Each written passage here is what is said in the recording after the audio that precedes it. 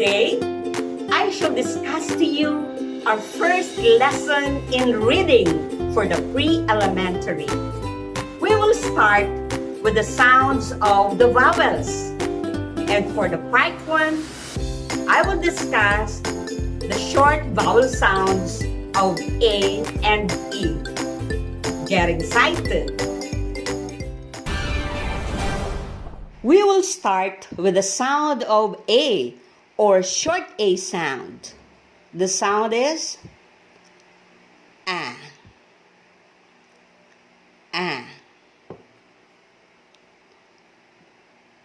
Short A or A for apple. An apple is a red fruit. A. Apple. A. Apple. The next picture that you can see is a picture of an arrow. It is a symbol pointing to a direction. A or A, arrow. A, arrow. Next is A, attis. A, attis. Attis is a sweet fruit with many seeds. A, attis. A, attis. And the next one is an anchor. A, anchor. An anchor can be seen in a ship. An anchor can be seen in a ship. A, anchor.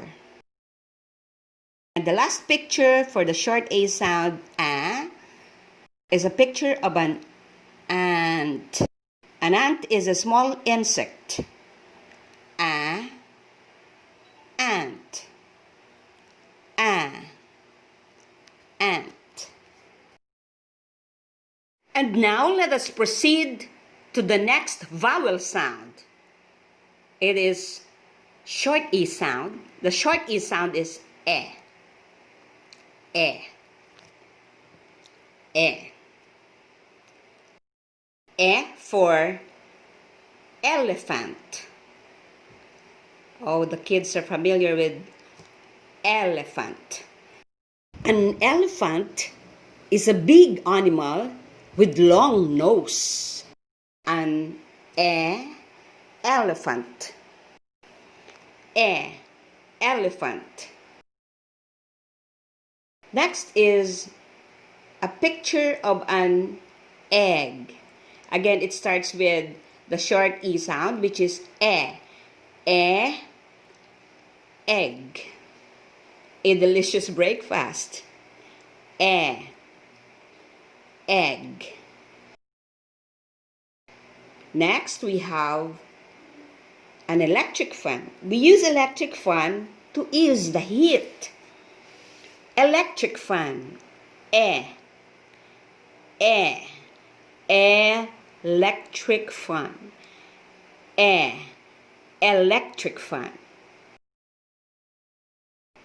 Next is a part of our hand. It is elbow. Elbow. It starts with the short E sound. Elbow. Elbow. And the last in the picture is eggplant, which is a nutritious vegetable. Eggplant. Eggplant. Remember the sound of short E? Produce it once more. Okay,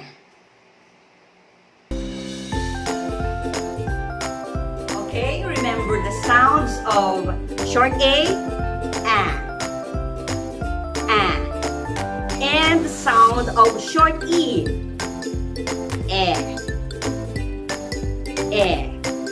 Okay, that's all for today. Get excited for the next sounds of the vowels.